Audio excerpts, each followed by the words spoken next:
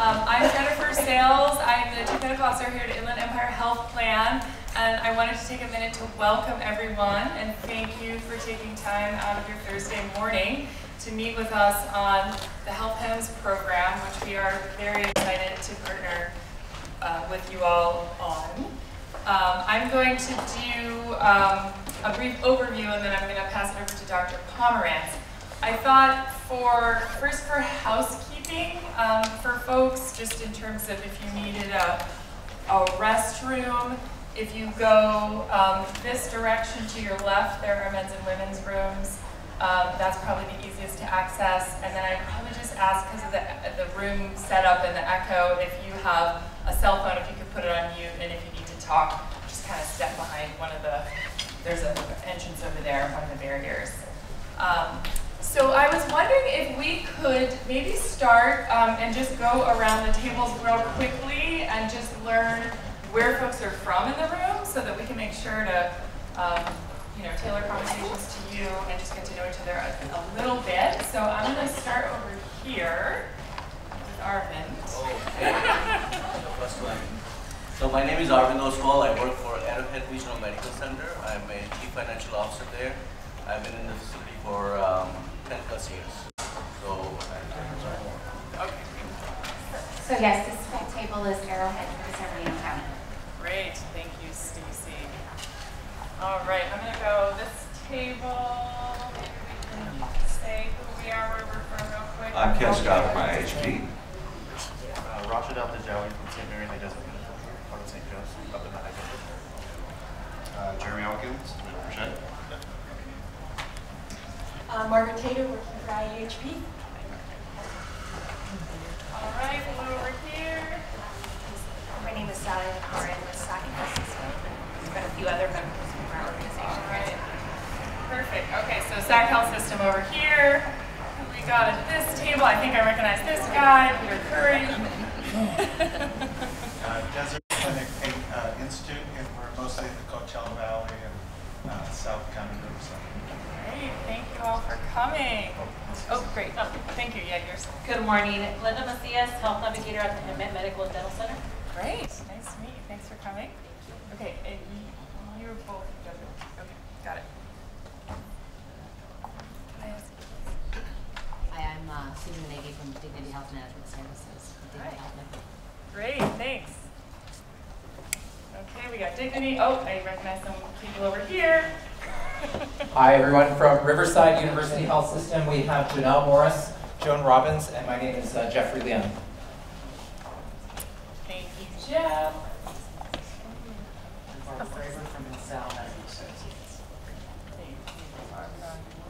Okay, how about this table? Who we got? Oh, you guys are going to introduce? Sorry, I'll ask you. Hi, I'm Sarah Sanders, Director of Resource Development from Clinic Assist Louisville Pueblo. We are in Imperial County and Eastern Riverside County, and this whole table is here representing Clinic Assist. All right, fantastic. Thank you for making the trip. Okay, we're going to move over here. Who we got? Mark? Hi, I'm Mark Conley with Borrego Health. We have Ellie Hamide and Sandra Rodriguez, and we're serving patients in San Diego, Riverside, and San Bernardino counties. Hey. We are Riverside Family Physicians. Today with us is Nancy, Raul, Nellie, and Eric, myself. Thank you for coming. Oh, this table looks familiar. Who do we have here? Hi, Brad Gilbert, CEO, IEHP. Susie White, IEHP. Kurt Hubler. Okay. All right, we got another IEHP table. Over here we've got Sam, we've got Greg, we've got Bev, Chris, and myself, Matt, all from IEHP.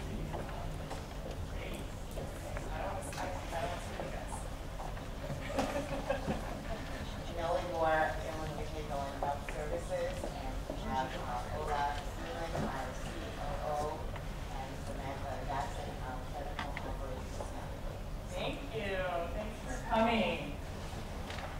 Nadia Kata, Chief Medical Officer at Community Health System. We have clinics in San Bernardino, Riverside, as well as San Diego. Great, wonderful. Thanks for coming. Just gonna move. Okay. You want these guys? Okay. Morning, April Howlett from Clinical Services.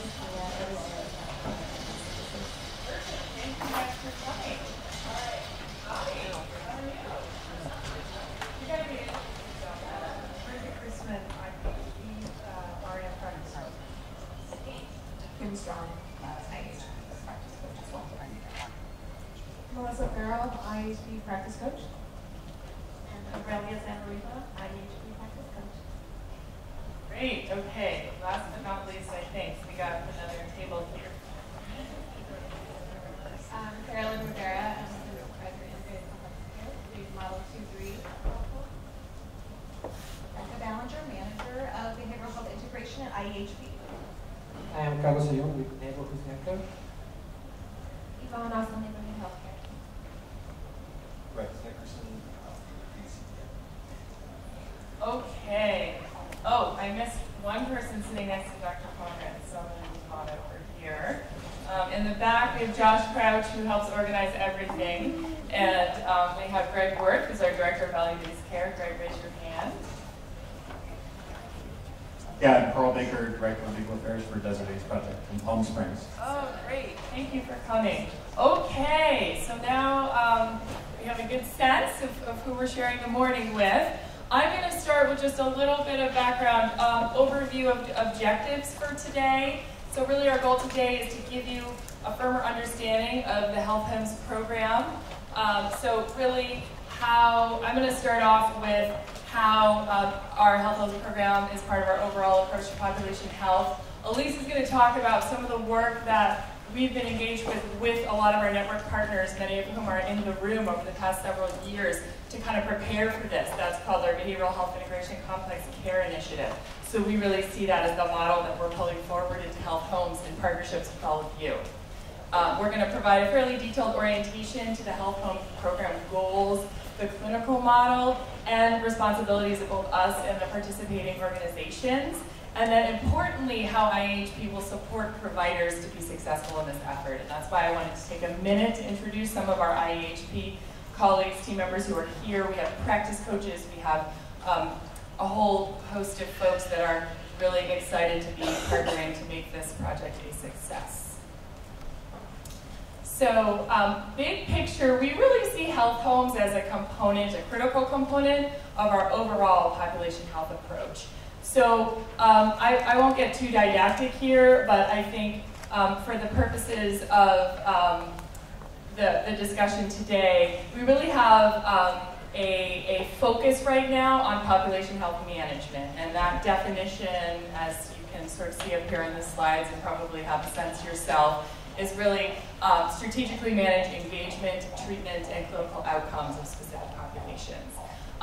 Our vision, and we actually did take the time to sort of put together a strategy and a vision around population health, and is that IEHP commits to assure a culture of health and equity internally and along with our members, providers, and partners, where everyone in the Inland Empire has the opportunity to live their healthiest and most joyful life. So we are ambitious. But we really want to capture that this is a community effort, that none of us can kind of really improve outcomes of our communities and our populations alone. In this context, we've really been looking at kind of what we're starting to think about as sort of the escalator of starting off where you're staying healthy, moving up through rising risk, and then into the high risk kind of category. And you'll see as we go through the program, oops, I'll go back, the Health Homes program in the red up there at the top of the pyramid is really focused on the highest risk individuals. We include this little pyramid to show you that we're really trying to strategically look at across the board for staying healthy, for those at rising risk and those at highest risk, how can we at the health plan support our network and partner with our providers and members to deliver care that will keep them either healthy or reduce them from going up into high risk category. And you can sort of, it's probably dizzying to try and read off of these bars. We're happy to provide you the slides to back up if you're interested, but there's a lot of work that we're doing to try and focus. So for the Health Homes program, this is really about all of us focusing on really the most complex Medi-Cal patients. So in terms of our sort of strategy and how we do that, we've really been thinking about, and many of you in the room partner with us across many different types of programs and initiatives and populations. So another job we have right now is to tie these things together to try and make sure that we're all clear on how they work synergistically to improve health and the outcomes that we're looking for our patients. So for or the IEHP approach is really that we are looking at a combination across the spectrum of how do we introduce value-based payment. And so some of you are working with us on things like shared savings or shared risk programs. This program itself, Health Homes, you'll see, is actually, it's a per member per month payment. So it's really about sort of giving a support and a certain amount of dollars to improve outcomes in a very concrete way. We're looking very strongly at how we're supporting our delivery systems for the population health management. So for example, partnering with you on this program is one big approach for us in terms of optimizing that population health management approach. And then finally, looking at enhanced data and analytics and how do we support you with real-time meaningful data, and how do we together make that part of how we do the work. So that is kind of our big picture. In terms of specifics on the Health Home program, Elise is going to go through some more detail. In the biggest of pictures, this is a program through the 115 waiver that was agreed upon between CMS and the state of California. It's 90% federal funding and a 10% state match that actually the California Endowment helped out with. And it's really meant to be around a 24-month program that addresses cost and outcomes of the most complex Medi-Cal members. So that is and it's focused on the managed care system. So fee-for-service Medi-Cal members at this point in time aren't actually sort of included in that population. The way we see it is this is sort of our opportunity collectively to really start to implement that whole person care model that really addresses physical, behavioral, and social health of Medi-Cal patients as a whole. And you'll see, as Elise describes the model, there really are people on those teams that have expertise and are going to be supporting the patients in all of those domains. And I think that's, as a group, that's what we can sort of do to continue to change the paradigm of the care we're delivering to our Medi-Cal patients. So the Health Homes program team is integrated into the medical home, and really the goal is for them to be anchored there, but we're really looking at how can we make sure that resources are leveraged across the larger health system, across the plan, and importantly the community. So you're going to see there things like housing navigation, and some of you may have heard that IEHP has more recently launched a housing initiative in partnership with our counties and others in that world. And so we're going to look to how do we tie that in to make sure that we have good pathways for housing within the context of this program. And finally, what the state is looking for, what the federal government is looking for, just so there's no questions about it, is they really want to see improved outcomes and savings over the context of this period. That's going to be challenging in some respects in the sense that 24 months isn't a huge amount of time, but we feel like we've got a good model that we've been working with many of you on for several years, and we have a real opportunity to have an impact. So we are excited to move forward with you all in that regard. Okay. So I'm gonna hand it over to Elise, and I think there'll be time for questions at the end after she gets through the overview. So thank you very much.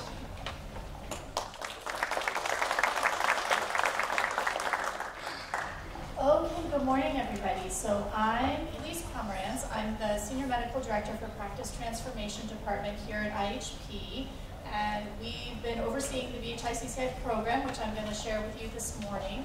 And we'll be overseeing the Health Homes program. And just a couple more housekeeping items.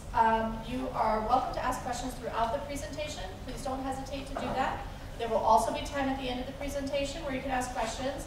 And you'll notice that there's pen and paper on your table, so if you want to scribble down questions and hand it to some of our practice transformation staff, we can be sure to answer those questions. The other thing is I wanted for all of the people that are here today that were part of VHI-CCI to raise their hands. All right, great. So these folks have been through the development of this process and come out the other side, and I'm really glad that they're here today. They're going to be partners with all of our new partners in moving this work forward.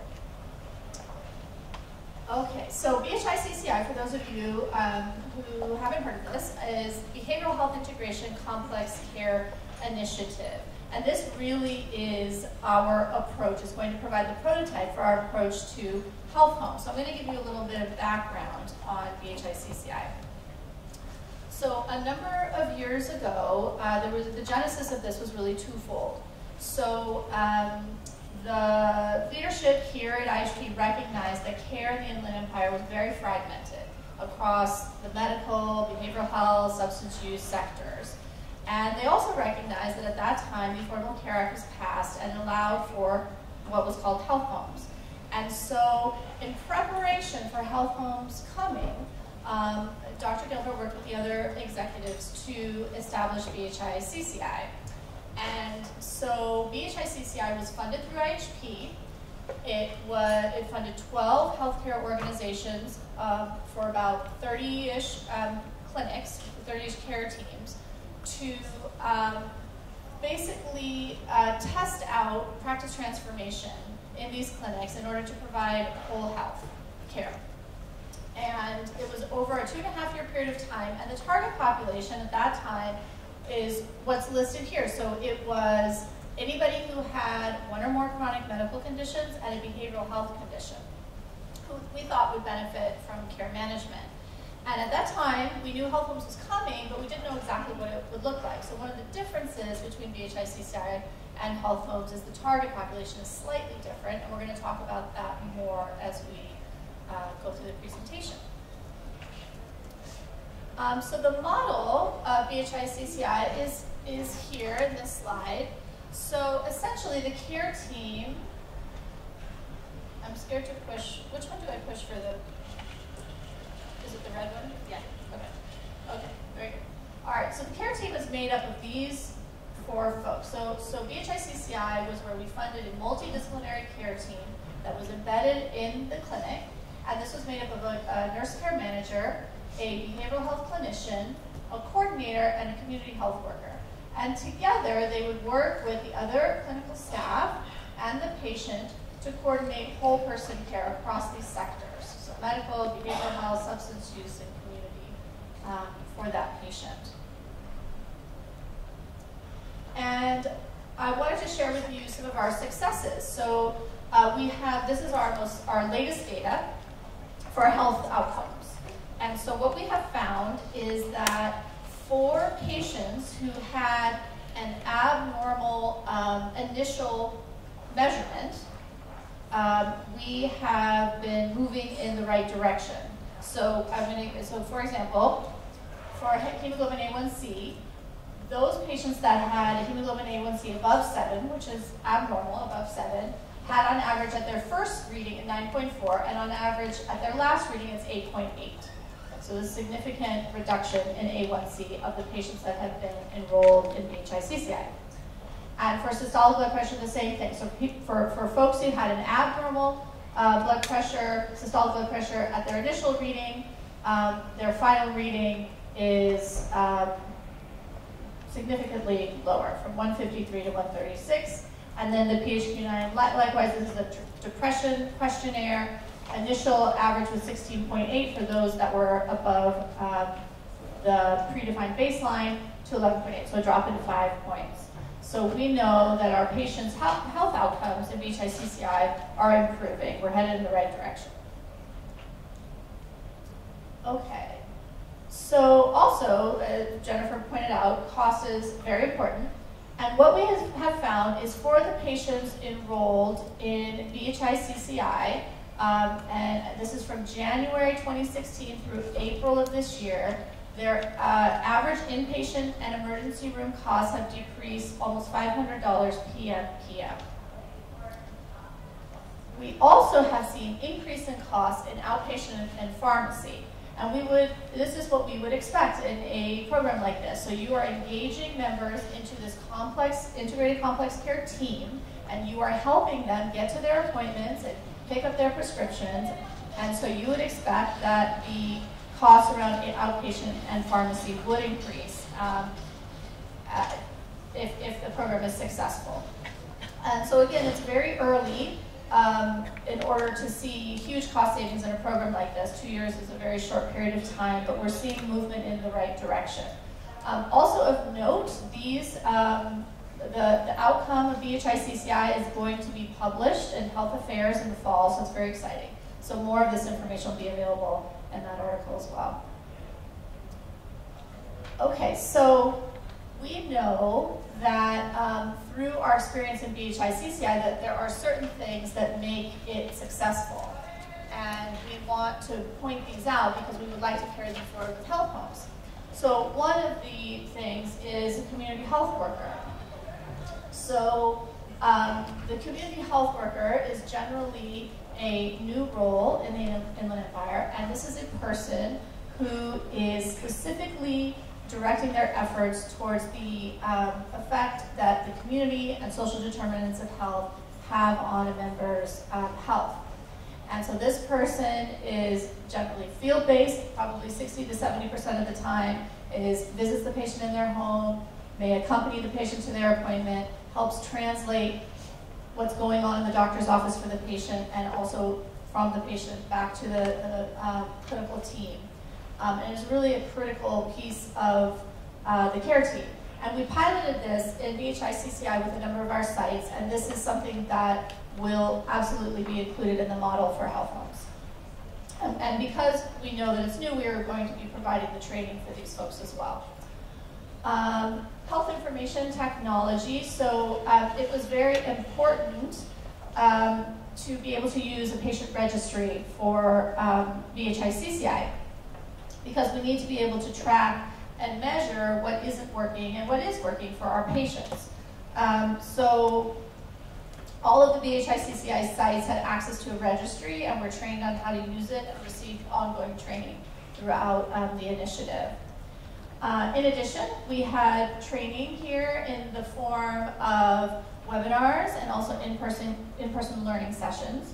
But training in and of itself is not sufficient to get the sort of practice transformation outcomes that are sustainable. And so we also had practice coaching, where a practice coach would be on site with the care team to help them move through these transformation pieces. And when we went around and introduced, you heard practice coaches introducing themselves. So we have practice coaches that are working with us externally and internally here at IEHP. Uh-oh, I broke it. I pressed the wrong button. Should I press it again? Okay. Okay, sorry. All right. So, okay, so as this little fishbowl represents what we really want to do here. So we've made all of these, we've had these successes and learned all of these things with BHI-CCI, and we want to be able to carry them forward with health homes, with all the learnings that we've had. And so BHI-CCI served approximately 6,000 unique patients, and with health homes, IEHP has identified about 40,000 potentially eligible patients. So we are interested in growing our network of organizations that will partner with us to provide these services. Now, you all are already taking care of these complex patients. You know them. But you are doing it in the absence of these services. And so we're hoping that by bringing this funding and these resources, that you'll be able to take the opportunity to bring those into your practices to assist in taking care of these complex patients. And we also have the benefit of our legacy BHI-CCI sites who've been through the experience to help pave the way in the future as well. Okay, so let's get into California health homes. So first of all, what is the health home program?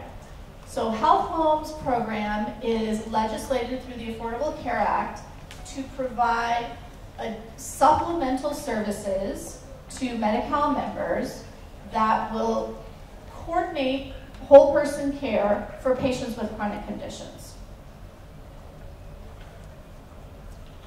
And Health Homes has a phased rollout for the Inland Empire for San Bernardino and Riverside County. So phase 1 is January 1st of 2019, and this is for individuals who qualify for health homes primarily due to medical or substance use conditions, and they're generally served in primary care specialty care settings. The phase 2 is July 1st of 2019, and that's for individuals who primarily qualify through their behavioral health diagnoses and are primarily served in behavioral health settings. So the meeting that we're having today is for the clinics, the organizations that would be primarily serving patients who are qualifying on January 1st. So those are our primary care and specialty care settings. Okay, so we have a whole slew of new acronyms with health homes. So what is a CB-CME? CB-CME stands for Community-Based Care Management Entity, and the health home services are provided by the CB-CME. And the CB-CME has a multidisciplinary care team that is comprised of these 4 people. So this is the same model as BHICCI. And this team is who is coordinating the care and care managing the patients. And Health Home specifies that they are providing 6 core services. And so it's care management, care coordination, health promotion, transitional care, individual and family support, and then referral into community and social support services. Now, in BHICCI, we dipped our toe into transitional care. That's something we were starting to talk about, and it will have a much bigger focus in health homes. So we have patients who qualify for health homes throughout our network. And some of these patients are at sites where there's a large volume of potentially health home eligible patients. And at those sites, because of the volume of eligible patients, it would justify having a complex care team embedded there on site. And that is just like our BHICCI sites, and that's called Model 1. It's important to note that there are lots of patients who are seeing providers where there's a small volume of potentially health home eligible patients, and in those sites, it wouldn't warrant a whole team to be there embedded on site. So instead, for those sites, IEHP will be having integrated care teams that will be regionally outposted in the Inland Empire to take care of these low volume provider sites. And that's what we're calling Model 2-3. So you all are here today because we identified you as really good partners historically, and because we think, due to our analysis, that you have the volume of patients to justify an embedded care team at your sites. All right, so now we get into the eligibility criteria for health homes. So this is a very busy slide, but it is taken directly from the Health Homes Program Guide. So patients in order to qualify for health homes, patients must have at least one chronic condition criteria and at least one acuity complexity criteria. So the way this works is a patient would need to have at least you have to meet at least one of these bullets. So you would have at least 2 of these conditions listed here, which include substance use disorders, or hypertension in one of these, or one of these behavioral health conditions, or asthma. So if you have one of these, then you must also have one of the acuity criteria. And these are, so the first bullet here is that you have 3 or more of the conditions that are listed in this whole list. So if you have 3 of these, you automatically qualify. Or you've had at least 1 hospital stay in 16 months, or at least 3 emergency department visits in 16 months, or you're chronically homeless. And that's what qualifies you. Okay, so it's important also to talk about non-duplication of services. So the state requires that patients, they will only pay for patients for comprehensive care management from one program. So they may only be enrolled in one program, according to the state. So members that are currently enrolled in CalMedi Connect are not eligible for health homes unless they were to disenroll from CalMedi Connect. But if they did that, they would lose the services of CalMedi Connect. So from the state's perspective, they consider ComMedi Connect to be a comprehensive care management program. There are other exclusions, so members who are enrolled in CCS, we also have ComMedi Connect listed here, patients who are currently at a skilled nursing facility or in hospice or palliative care, or any other state waiver program, including MSSP, those are also considered comprehensive care management programs and would be excluded from health homes.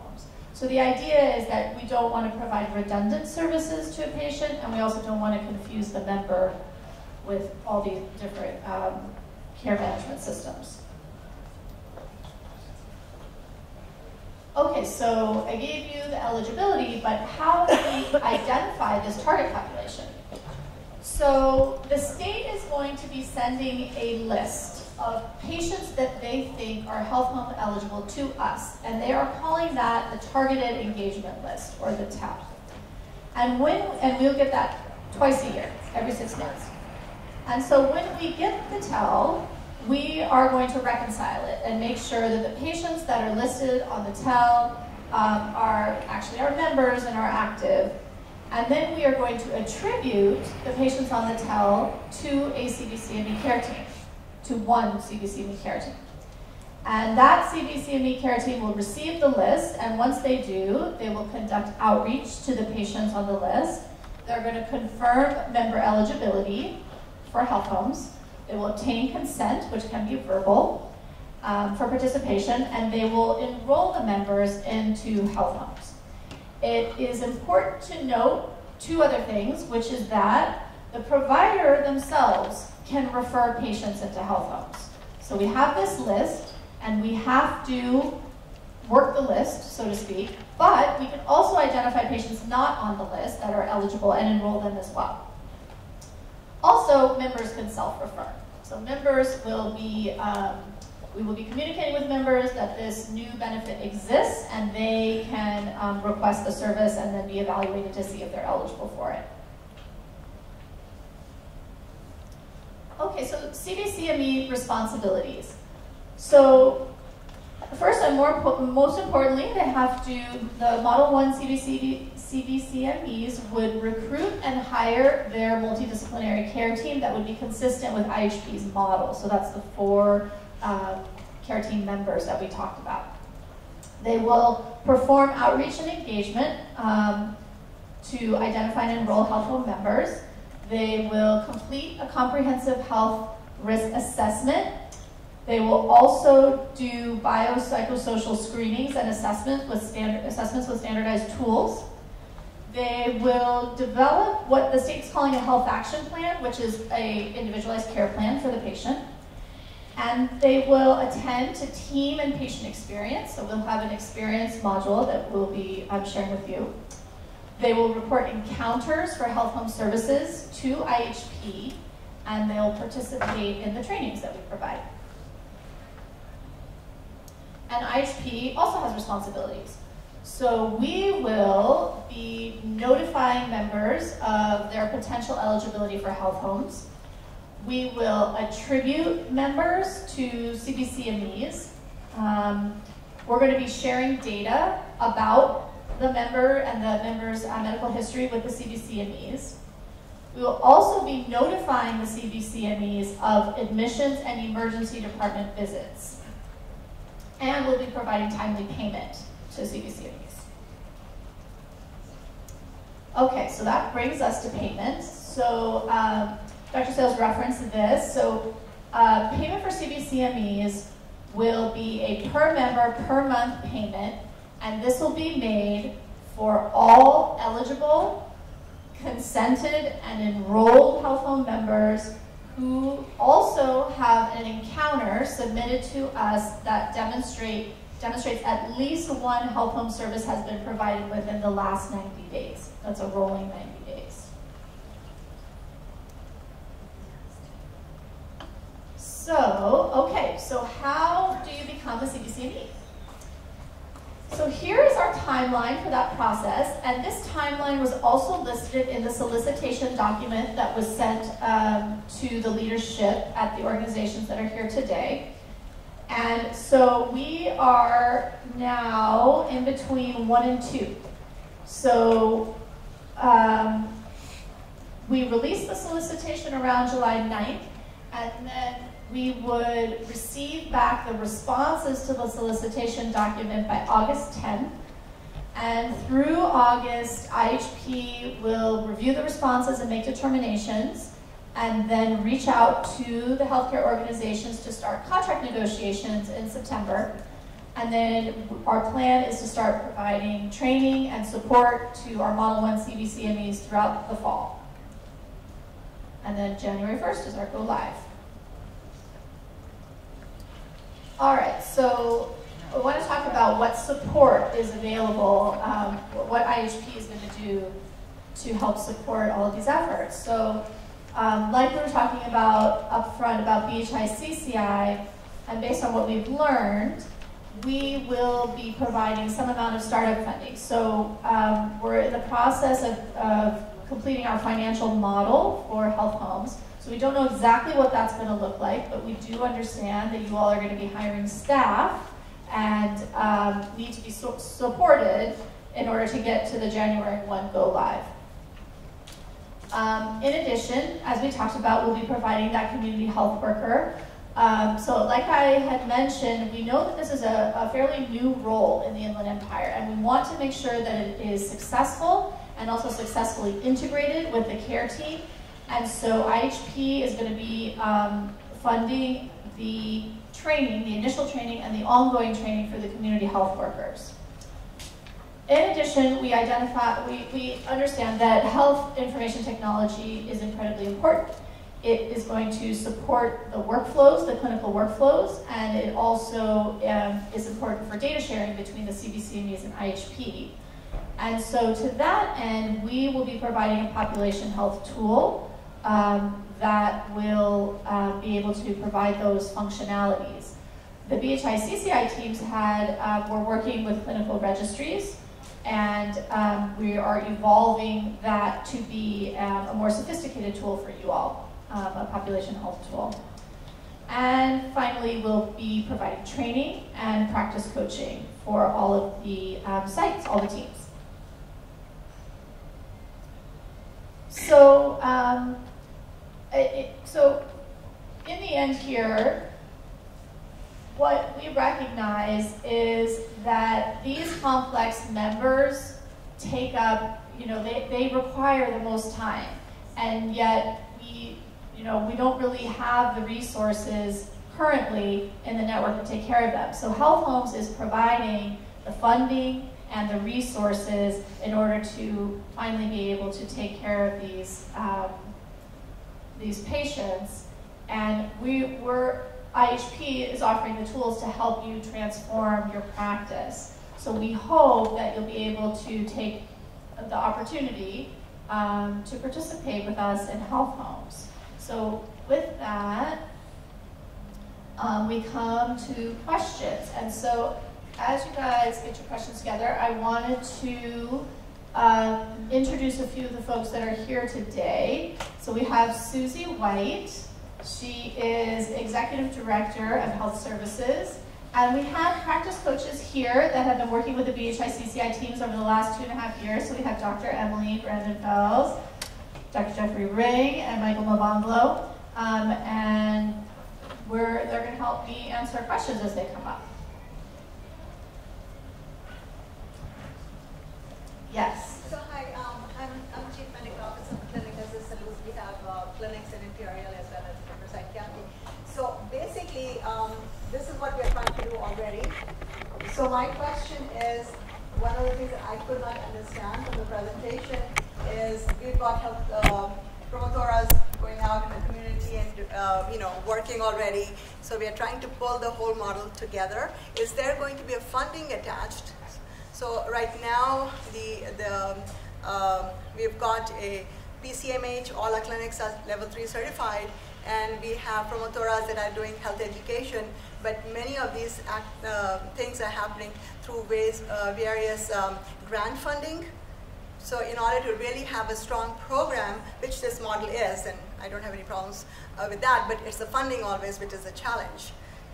So am I to understand that there will be funding attached if I have promotoras on staff that are going out and working with the different families on social determinants of health and linking them back to the clinic and to the community resources? Yeah, no, really great question. So yes, I imagine many of you have, many initiatives and efforts going on already, and how does this fit in? So the way that this works is that care team that we described, the nurse, the behavioral health clinician, a coordinator, and a community health worker or promotora. So they are the care team that's funded and providing the health home services. And they will enroll a specific subpopulation of your whole cohort of patients into health homes.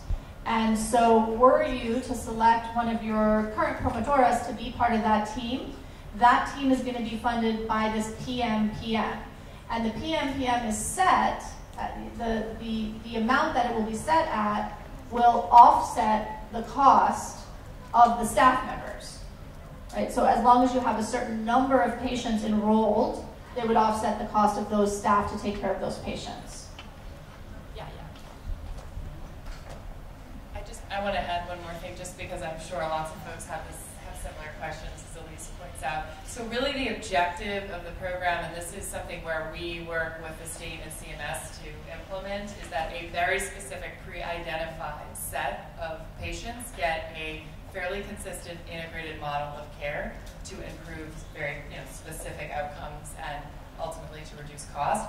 So while certainly from your promotora example, as Elise pointed out, one of those promotoras could join this team, they would be seeing that 150 to 200 patients that is the identified cohort for a health homes program. So these dollars would not supplant some other program you have for pregnant teens, for example, or something else where, not that those aren't high value programs, but this has, for us to get paid and for us to pay you, there has to be a very clear line about who is in the program, and that is the way the state has designed it. And so we've already done the work, as Elise pointed out, of looking at what does it cost to operate one of these teams, and we've worked with all of the sites in the BHICCI to understand those costs of the staff members that Elise pointed out, and the rate that you will get is includes benefits and overhead and additional dollars. So it really is meant to robustly cover the cost of that team, but it's for that team to see those members. So that link is really important to emphasize.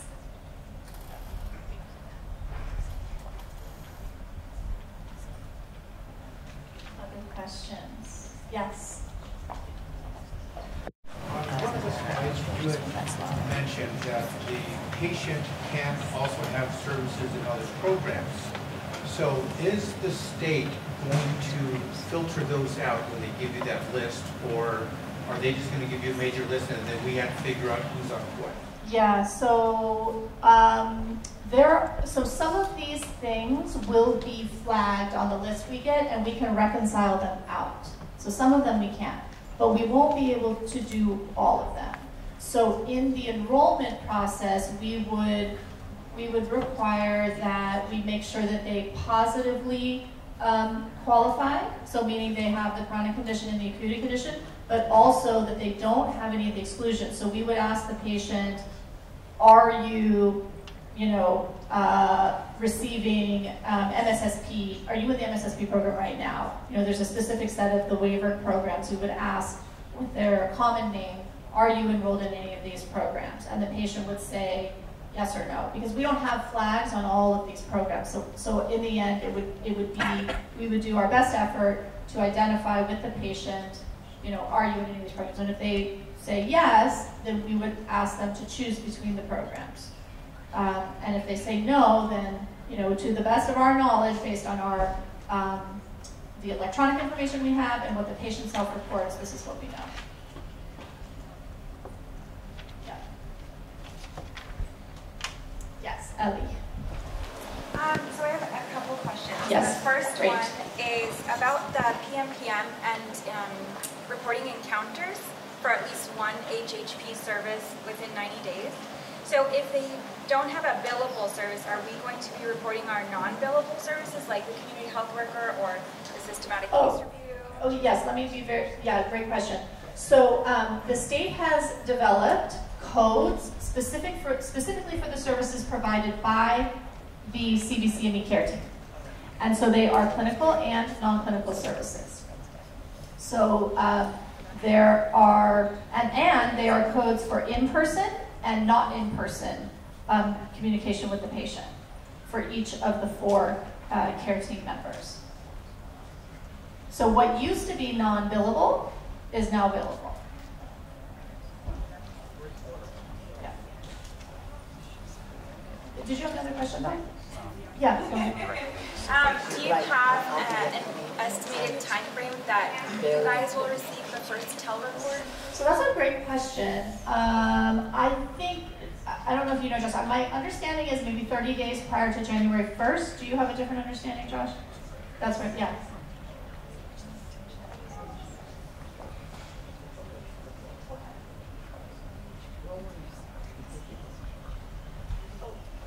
Okay, so yes, let me mention again that when we receive the TEL, we are going to reconcile it. So we would remove patients that we knew were already receiving duplicate care, so those wouldn't go out, and reconcile the list to make sure that these members are still active with us, etc.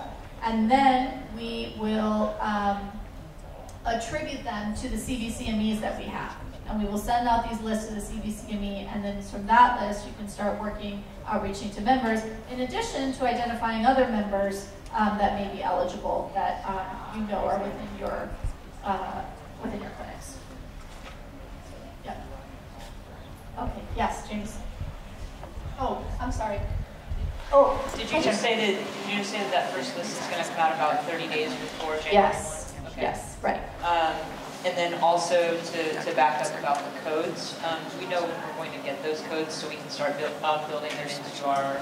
Yeah, absolutely. I think, so we actually have a page now on the provider portal that is going to store all of our health homes related material. So I think maybe Chris, if we could post the health homes program guide, the most recent one, one of the appendices in there has all of the codes. They are G codes. And it's in a table, and we can put it there. Okay, great. And another follow-up question, is Landmark going to be one of those disqualifying programs? So that's a very good question, and I think we're going to need to take that offline to figure that out. Yeah, we'll get back to you on that. Yeah. Oh yeah, Jameson and then, yeah. Thank you so much, Dr. Elise. So my question, I'm glad she asked because I was getting ready to about the codes.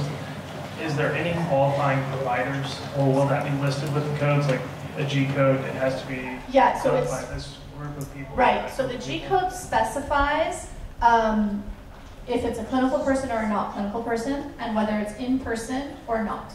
Excellent. So that definition will be provided. It's on the, yes, it's very clear on the table. Wonderful. So then the second question is, if we have a billable event, say a G code with one of these services, my understanding, and I believe this is correct, is that we get paid the PMPM as well as the reimbursement for that billable event, or do we just get paid? Right, no, you just get the PMPM, because otherwise it would be double billing, right? So that PMPM should, as Jennifer was describing, would, as long as you have the right number of patients enrolled, would offset the cost of all of the staff that are in the team. Excellent. Yeah. So what about other services provided from our clinic to that patient? So then you would bill those, yes, okay. Right, those would be billable.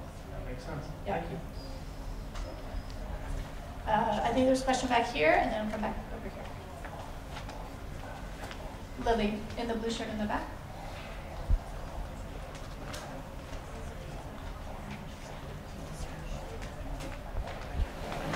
I have two questions actually. Just to follow up on the question by the gentleman before me. So the PMPM actually covers the PPS rate. So the PPS is not going to be included now, correct? Can you say, it was hard to understand. So when we get the PMPM, are we also eligible to get the PPS rate for those patients? Yes. So the services, right, so for FQs, you receive a PPS rate by visits. The services that this care team provides are supplemental services over and above the PPS rate. So you will get both, and we have confirmed that. My second question, is there a way to have a report showing on the preliminary number of patients that are eligible for this program, let's say for our health center? For your center, yes. Right, so that's how we have run this analysis, and that's how we identified you all as potential Model 1 sites. So we know that you have the volume that we think would provide sufficient enrollment into a care team to be financially viable. So yes, we will absolutely share those numbers with you. You can, at the end here of this presentation is my email address. And we're going to be posting this also in the provider portal.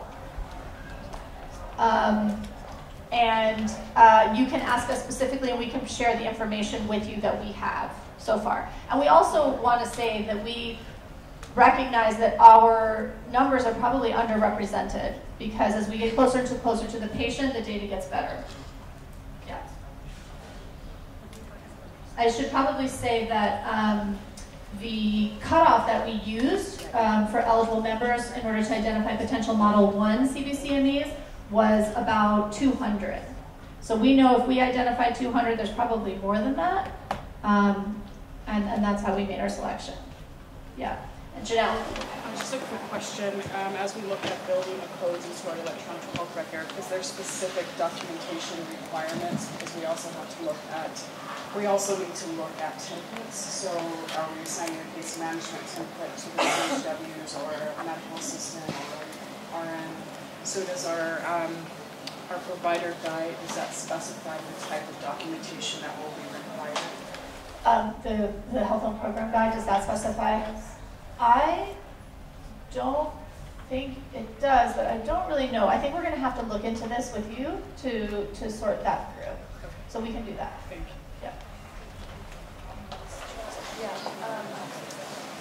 There is a requirement for a health action plan, which is like a shared care plan, and certain health assessment. So that there are going to be specific requirements around that we have not yet defined. But so in terms of going back to start building those things, I think good to not get quite there yet. No, but just so that I have an idea of the coding guys, because it takes some time. Sure. So we want to make sure if we have to in the meantime develop some type of template, just so we know what that is. Yeah.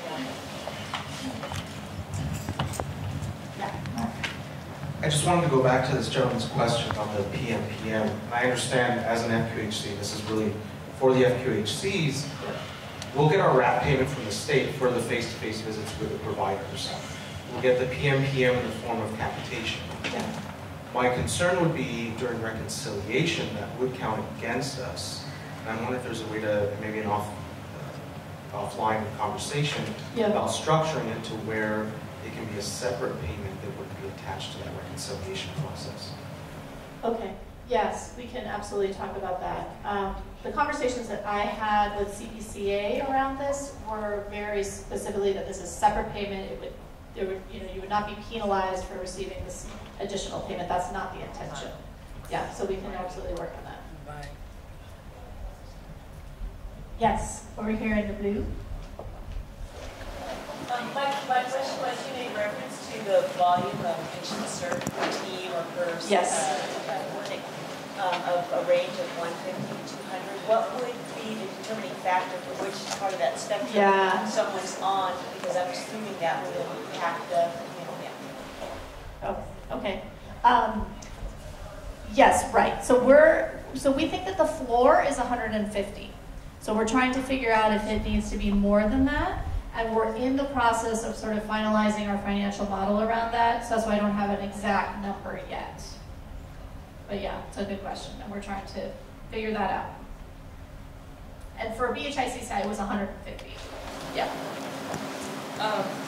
My team has been asking if there's a comprehensive list of the qualifying conditions, or if there will be, and if that one is the final list. Yeah, so we would like to provide to you So these are the eligibility requirements, but this doesn't include exclusions. So we would like to provide you a tool soon that has all this information for you. So it's one document that is our final document of eligibility for health homes. Okay. Yeah, so we will be providing that. And I wanted to say I'm excited to see this, especially to see chronic renal kidney disease back on the list in combination.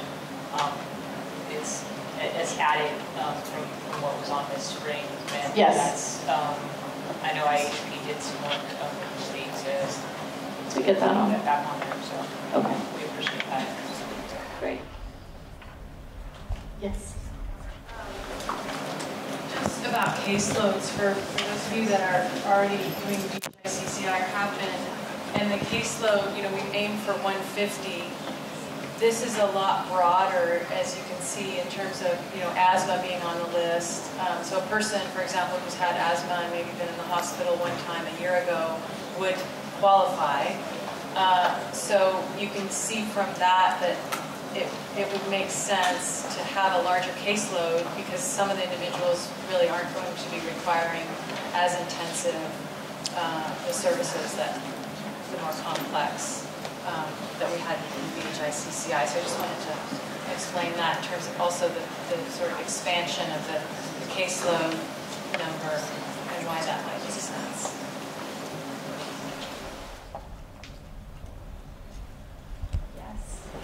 You talked a little bit about the two models, the admitted model and sort of the remote model. Do you have patient thresholds for what those two models can accommodate or guidance on that, or is that up to applicants that are going to this? Well, the way we determined if a PCP would participate in Model 1 or Model 2-3 was based on the volume of potentially health home eligible members that we thought that they had.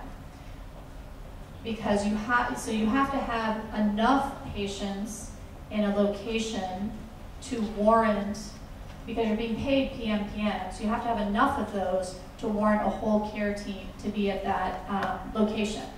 So we used the number 200 as our cutoff, knowing that A, probably there's more than 200 because our data isn't perfect, and B, not 100% are going to participate. And so that's how we generally identified who we thought could be Model 1 versus who was going to need to be in Model 2-3, and really IHP would be providing these sort of regional teams to address those patients. Does that make sense? Okay.